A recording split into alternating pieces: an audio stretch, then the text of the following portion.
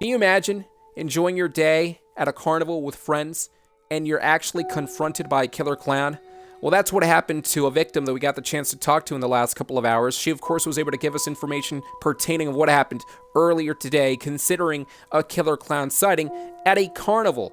Now, folks, again, this is getting a lot more strange as we're preparing for October 31st of 2022, just a few weeks away from perhaps the most dangerous night of the year, the night where the killer clowns will attack and Purge. We'll take you to the interview right now, and as always, viewer discretion is advised. Please stay safe out there. So considering the fact that you saw a killer clown at the carnival, what exactly happened? She responded back, so first off, hi. Me and my friends were hanging out and we were having a great time until we saw a killer clown dressed as Pennywise standing around near the Ferris wheel. My friend Katie yelled out what he was doing. After that, he started approaching us slowly and we got freaked out. He then started running towards us. We started running and he grabbed my left shoulder. I screamed and he let go and we ran, and when we turned around, the killer clown was seen waving, then left.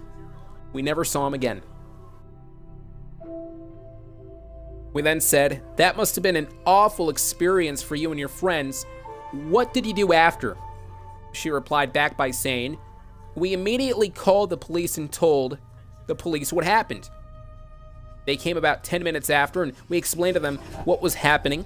They searched the area but didn't find any killer clown. This entire thing is creepy because I heard how they want to purge the world on Halloween night, and I'm not liking that.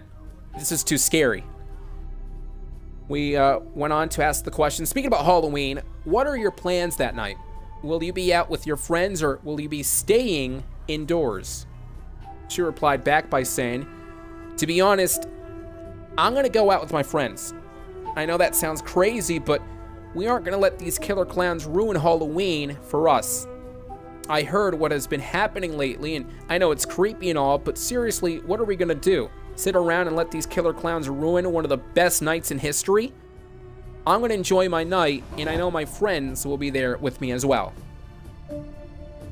I then asked the question, with that being said, are you and your friends gonna take extra precautions when you are out? Yeah, we will. We will be holding bats, and if any killer clowns come at us and start trying to grab us, then we will strike against them. I want all the killer clowns to know that we aren't going to be playing. Me and my friends aren't going to hold back, and I know we aren't going to be the only ones that won't be doing this. I'm sure there will be other people out there that will also do the same, so if these killer clowns are smart, then they would stop with this entire crap. Of course, we proceeded to ask, what do you think of the message the leader Boo Boo the Clown and the rest of the clowns are trying to enforce? How this world should pay for the wrongdoings? She replied back, honestly, they all need to help, especially the leader. This entire situation is crazy, and they need to see some therapist of some kind. I'm sick and tired of these killer clowns claiming that they're going to take over when, honestly, they aren't going to do anything. They are all weak, and they might have a lot of clowns on their side, but seriously, there are more good people than bad. And I can assure everyone that people will help out. We then asked the question here, what about the abductions? What are your thoughts on that? She replied back by saying, that's another reason why I feel these clowns are sick in the head. They need to give it up and release all the poor innocent people who have been abducted by them. They are so dumb and blank stupid. I get mad as heck when I keep thinking of them trying to make people suffer. They need to suck it up and just shut the blank up. Honestly, what is their deal? Why do they have to hate so much?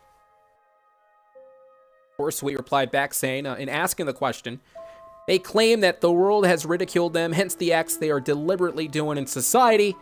Your thoughts? She then said, look, I know it's sad that these guys were ridiculed and stuff. Nobody should be bullied no matter what, but it's even more wrong when these guys group up and try to abduct people and destroy societies and all that. They are doing worse than what the people who ridicule them are doing. I think they have no right to be doing this no matter what. We then asked the question, do you think it's possible to ever level with the killer clowns? She replied back shockingly, I mean, I don't know. It would be hard to. I would love to talk to one of them and explain to them the joys of life. Life isn't about being evil or about going against people, but the thing is, they gotta calm down. It's gonna be hard for them to gain our trust, but I want to really make sure, so I want to see if I can talk to them. But I also live in the reality. And the reality is, I feel like these clowns won't really take the chance to talk to us. Because me and my friends are friendly people and we would want to talk to them, but only if they are nice to us. If they were going to be creepy and hostile, then nah. We then asked, so say for instance the killer clowns do oblige and comply to the demands of being nice, how would you change the public's perception? She replied back saying, I would use social media as a grand tool to make sure everyone understands that they are willing to change. I would have no problem telling everyone that the killer clowns have a heart and that they are willing to change for society. I'm hoping that there is some miracle, I hope, that these killer clowns are going to go and change, but honestly, I highly doubt it. We will see what's going to happen, but I'm just wishing for the best. Of course, we get a chance to ask the final question. I asked, in terms of the carnival, what warnings would you want to give out to anybody out there looking to attend these social events?